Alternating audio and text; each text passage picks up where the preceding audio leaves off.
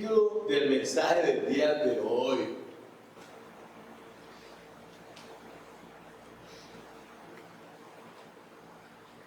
El nombre, sobre todo, nombre. Amén.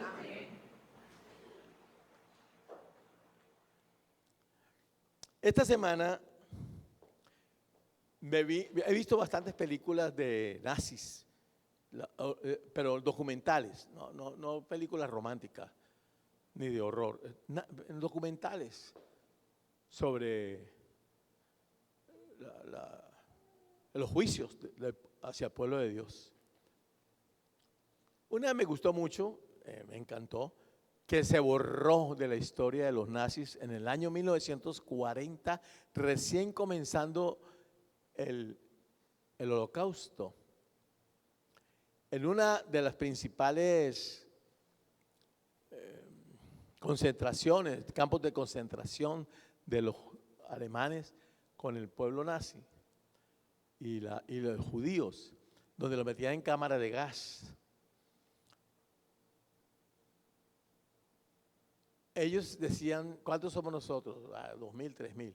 ¿Cuántos son ellos? 50. O somos todos o somos ninguno, porque le decían a uno que a veces un soldado que les ayudara. O somos todos, hasta los más viejitos tienen que ayudar. Y si no, nada. Y total que lograron escaparse. La trama es buenísima, toda la película. Y el caso es que el comandante en jefe de los nazis, por mismo Hitler, lo mandó a fusilar. Y eso se borró, ese campo no existió y tomaron en base a eso medidas mucho más drásticas para el resto de los campos de concentración. Me gustó muchísimo. ¿A quién no le gustó ese final? Que se volaron todos los judíos. Más de 350, murieron 150, pero quedaron 200 libres. Y mataron 50 oficiales, menos a uno, al jefe de todo, que lo mató Hitler. Pero después me vi otra de historia real de un sobreviviente de los campos nazis de 1945, donde se acaba la guerra.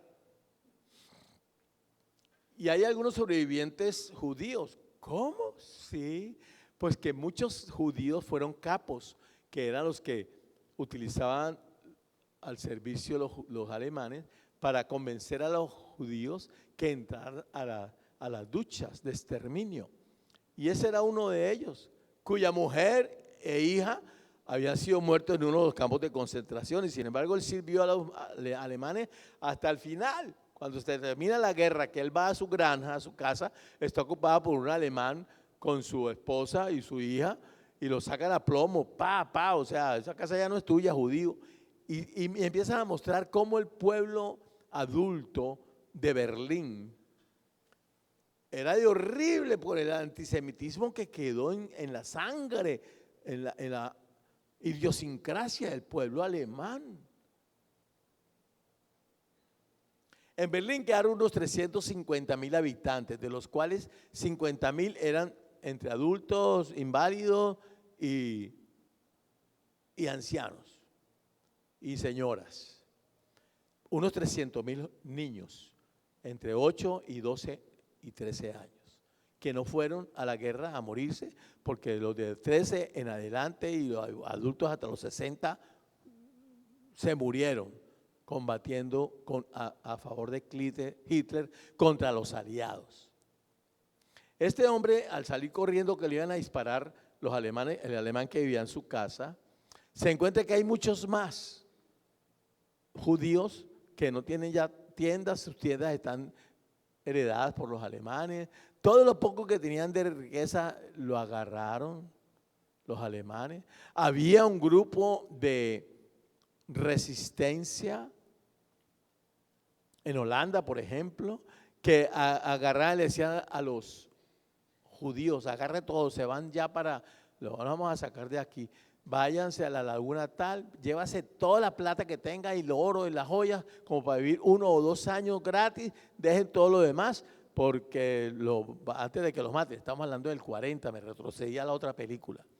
Y entonces lo llevaban y a la mitad del camino venía una lancha costera de los nazis, los mataba y saqueaban y se llenaban de riqueza. Con esa plata hicieron algunos kibbutz después en la nueva Israel. Punto. Vuelvo a la película que me impactó. Título de mi mensaje. El tipo se alía con una brigada canadiense de judíos. Dentro de allí había unos pocos que se llamaban no sé qué. Ese grupo judío estaba juntamente con algunos alemanes cazando a los alemanes oficiales nazis que estaban encaretados y los mataban en contra del ejército aliado, en contra de Canadá, en contra del mismo Israel. Estaban haciendo justicia por su propia cuenta y él se metió a este grupo. Dentro de este grupo, en una confrontación con un grupo alemanes que están defendiendo las casas que robaron a los judíos, lo iban a matar y lo salva una mujer, y pertenece a un grupo llamado Kahán, que quiere decir venganza de muerte en hebreo. A ese grupo, la brigada lo manda a que averigüe qué es lo que están haciendo, porque están matando a civiles alemanes. No solamente ellos, no, son judíos que están bravos por lo que ha pasado y todo lo que muestran el rechazo que hay hacia los judíos. Estos judíos, yo no quiero convivir con él. No los aceptaban ni siquiera en localidades que eran para todos los alemanes, porque eran judíos, no querían estar bajo el mismo techo. O sea, estaban, la generación que fue contaminada por Hitler fue horrible. Y él se asocia con esta gente que tiene un plan a través de su líder de matar a Berlín a todos los habitantes. Y traen un veneno y en ese veneno, en el acueducto donde él lo ponen a trabajar, él va a tirar eso para que en el agua mueran hombres, mujeres, niños, 350,000 habitantes de exterminio total. Por ser cómplices de la doctrina hitleriana. Total que él está esperando al que viene con el veneno, al líder de Kahán. Y en la película sale, al final se da uno cuenta que es un sueño, que estuvo allí, se queda dormido, y él aparece haciendo lo que tenía que hacer y tal, y envenenando, y se tira después él mismo al agua del acueducto y se muere, pues, pero muestran 350,000 habitantes de Berlín muertos en las calles, niños. Y cuando él se despierta, llama al antiguo jefe que lo mandó a espiar y le dice, mira, va a pasar esto, atrapan al otro tipo y esa banda Kahán se desperdiga por todo. Y termina la película en que este hombre es uno de los fundadores, 3 años después, de Israel, que si ellos hubieran hecho eso, no hubieran conseguido jamás el permiso de las naciones para juntarse como nación, porque había sido un acto más cruel que el de mismo Hitler. Hermano, yo solamente pensé, ese fue Dios que le habló en su corazón, no lo muestran. Él se arrepintió en la conciencia, lo que sea. Y yo me quedé amaneciendo el jueves a viernes muy quebrantado, lloré mucho en esa película, lloré por el pueblo judío, por lo que pasó. Me acuerdo cuando Jesús lloró en Jerusalén, él vio todo esto. Al amanecer me fui a mi sillita a orar y me quedé dormido, como casi siempre. Después me despierto, después oro otro rato, después yo me la paso entre durmiendo y orando. Ya no sé cuándo estoy durmiendo y cuándo estoy orando. Mi glóbulo rojo está muy fuerte, muy malo, anémico, ya tengo poca energía, pero ya me estoy recuperando, un tratamiento, ahí vamos. La semana entrante empiezo un tratamiento de hierro, que ya la tensión está nivelada y ya los glóbulos, la sangre va a recibir alimentación y va a estar un poquito más energético, me van a escuchar un poquito más fuerte, si no me saludan.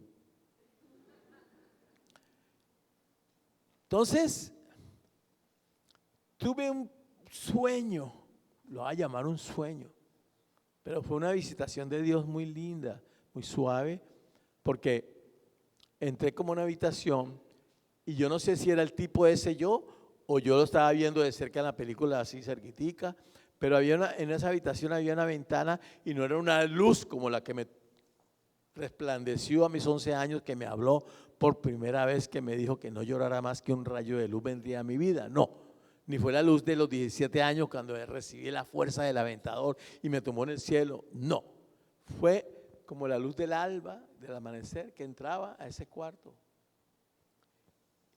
y me decía: yo soy el Dios de Abraham, de Isaac y de Jacob.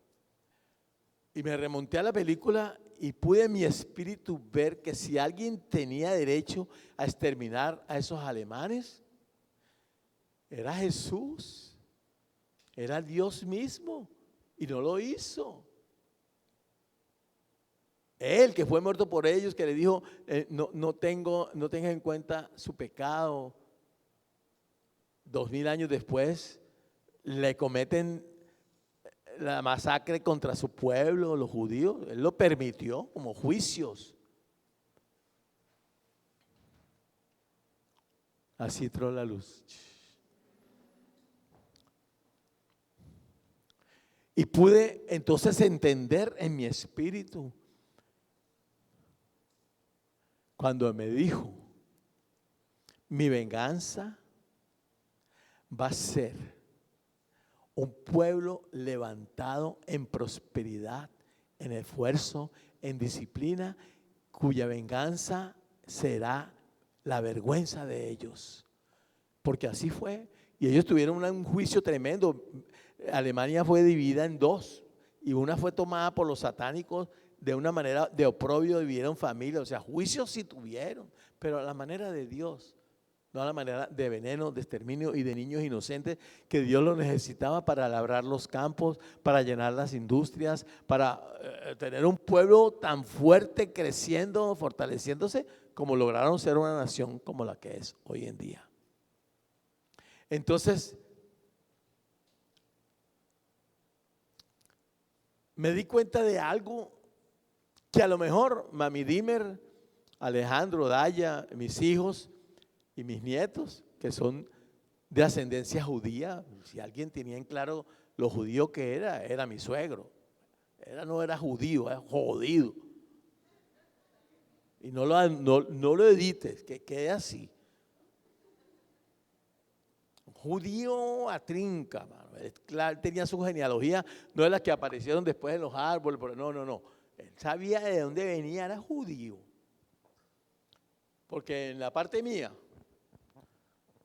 de la Vascongada, mis antepasados, católicos y evangélicos, muchos muertos en la hoguera, ya sabemos una historia macabra que tenemos por allá, dieron su vida, pero no teníamos esa revelación que la han tenido los judíos. Y yo escudriñando me encontré con algo maravilloso que no lo voy a dejar para el final, sino que se lo digo ahora.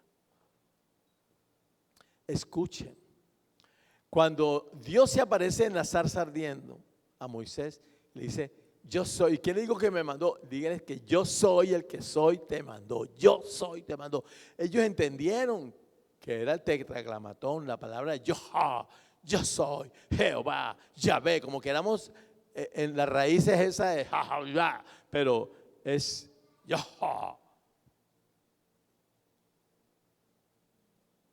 Resulta de que para los griegos el tetragramatón es lo mismo, y es el verbo, el logos, la razón, la razón de ser, el creador, el poder infinito que está en toda la creación, dentro y fuera, el universo. Está más claro que nosotros mismos. Pero escuche, pequeños descendientes de judíos, alégrense. Cuando Jesús estaba en la tierra y le dijeron que si era el Cristo, cuando dijo yo soy, tres veces, ¡buah!, se cayeron para atrás de la fuerza y el poder de su palabra, el yo soy. Porque la raíz de Jesús es, ellos lo dicen todo el tiempo, los cristianos mesiánicos, Yeshua Yamashiach, es nada más y nada menos que yo soy el ungido. O sea, Jesús quiere decir yo soy en humanismo, en humanés, en castellano. En inglés es Yeshua, en hebreo Yeshua, en griego Yahá, en religión Yahvé, católico, Jehová, evangélico. El mismo yo soy. O sea que el nombre dado a los hombres, sobre todo nombre, es Jesús, que quiere decir yo soy, que es el epicentro mismo, el centro núcleo del alma de cada uno de nosotros, donde cuando Él entra a nuestro corazón, entra Jesús, entra el yo soy, parte de ti, ese poder de Dios que está conectándote con el infinito.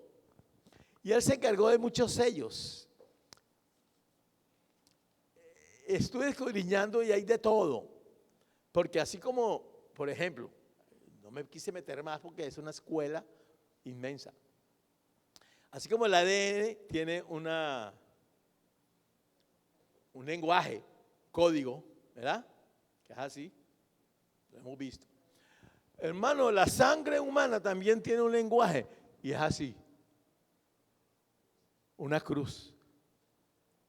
Desde antes de la fundación del mundo, la sangre humana tiene la cruz y el ADN humano tiene el nombre yo soy. Mami les mandó un mensaje, tarea. ¿Quiénes no hicieron la tarea? ¿Quiénes no la hizo? Porque le pongo un gorrito de burro y lo pongo aquí en la esquina. Dios procuró su código.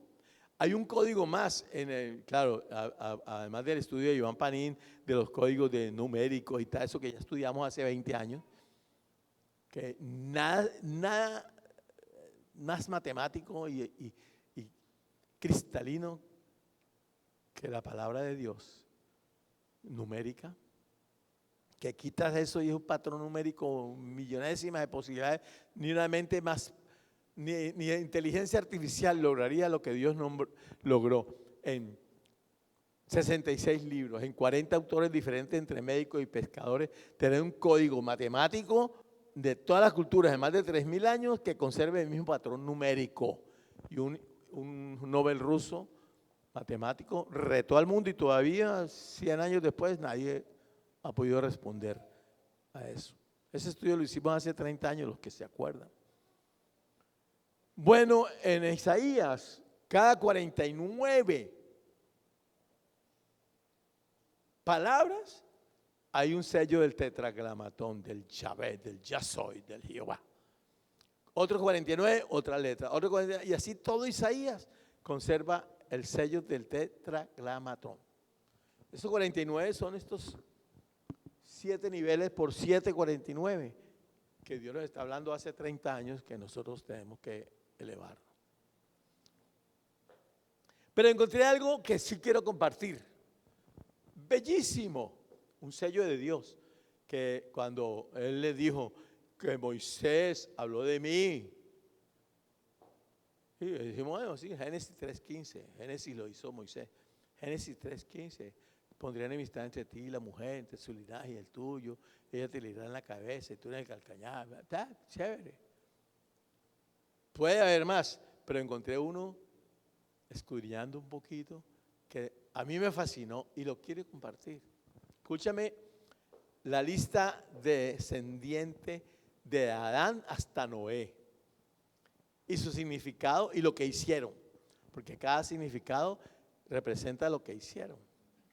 Adán, hombre, ¿sabe qué? El primer hombre.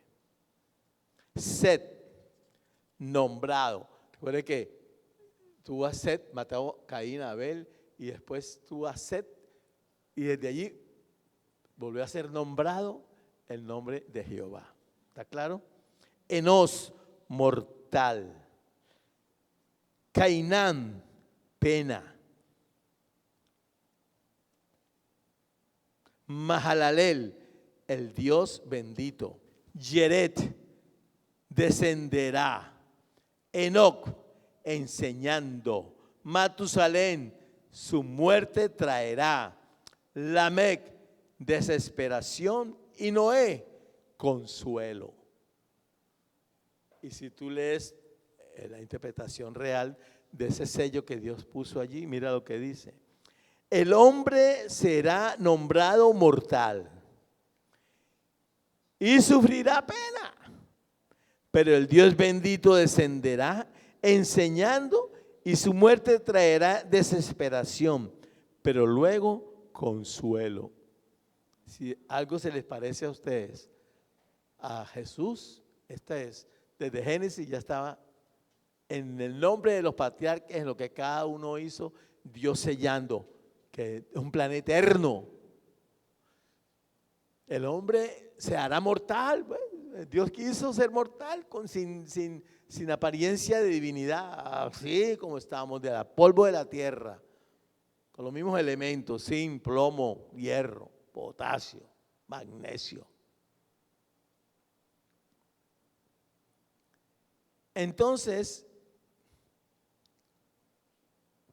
me doy cuenta de que por siempre Dios ha dicho que del corazón mana la vida, que de toda cosa guardada guardemos el corazón, porque de él guarda la vida. Pero que ese pecado oculto que aflige a veces a las iglesias, a los cristianos, que ya no es acostarse con la del vecino, con la hija del pastor, con el pastor, es algo más íntimo, que nadie sabe, que nadie se entera, es lo más íntimo de cada uno. Entra por el ojo, viendo una muchacha, viendo una película, viendo una pornografía, viendo, la lámpara del cuerpo es el ojo, va, llega a tu mente, lo acaricia, después llega a tu corazón y allí da a luz el pecado, cual sea que sea, autogratificación. Entonces estuve buscando sobre esto y hay pastores como Billy Graham que dice que te vas al infierno, que practica placer sexual ilícito, está condenado al infierno. Suplicio eterno por la actividad demoníaca tan fuerte. Hay otro que dice que es abominación a Jehová porque el que derrama simiente sobre tierra, y hay unos fuertísimos.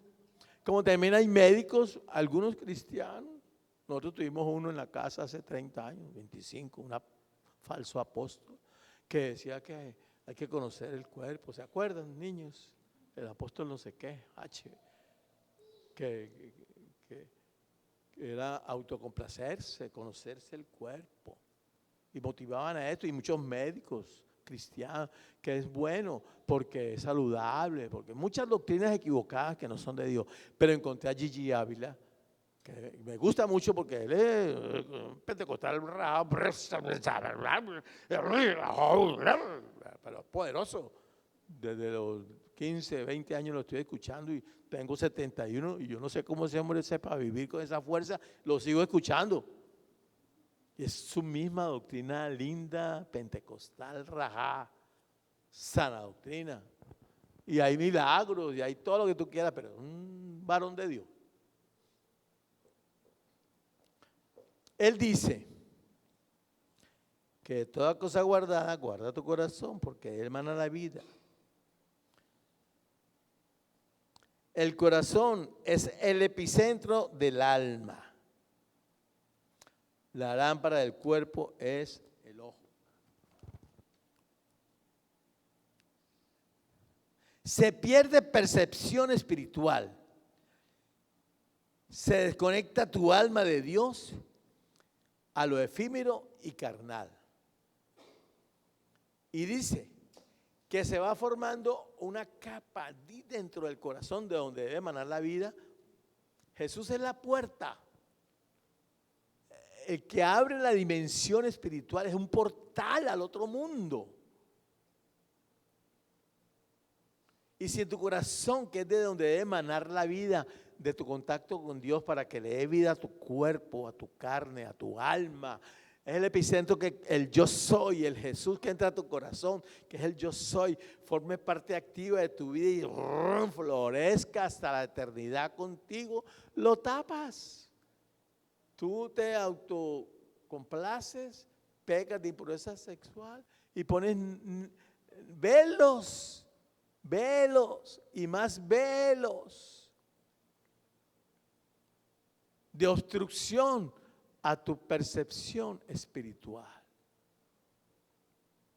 El mundo espiritual es muy sensible y tu alma es el canal a través del cual tu alma se conecta con Dios y tu carne recibe de tu alma lo que tu alma recibe de Dios, sean frutos buenos o sean frutos malos.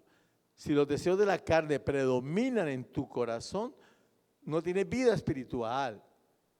Puedes cantarle a Dios, puedes predicar sobre Dios, puedes servir a Dios, pero si en tu intimidad, donde nadie te ve, pero una nube de testigos te ve, ahí no abre el portal Dios para que tú entres. Por eso dice claramente, no todo el que me dice el Señor, Señor, entrará al reino de los cielos, sino aquel que hace mi voluntad. Y tu corazón tiene que estar guardado para Dios, porque es allí en el epicentro de ese ser tuyo, donde Dios deposita su poder, su yo soy, para que tu yo soy se conecte con el yo soy eterno y en esa conexión crezcas y florezca espiritualmente. Por eso nosotros que hemos decidido entregar nuestra vida, 10 años de iglesia, 10 años de empresa y 10 años de política y de gobierno, que ya la vamos a tener, necesitamos ser limpios y puros de corazón. El sello, el 666 en la mano y el 666 en la frente. No es el chip ese que nos metieron de comiquita, no. Las obras de tus manos que sean de Cristo.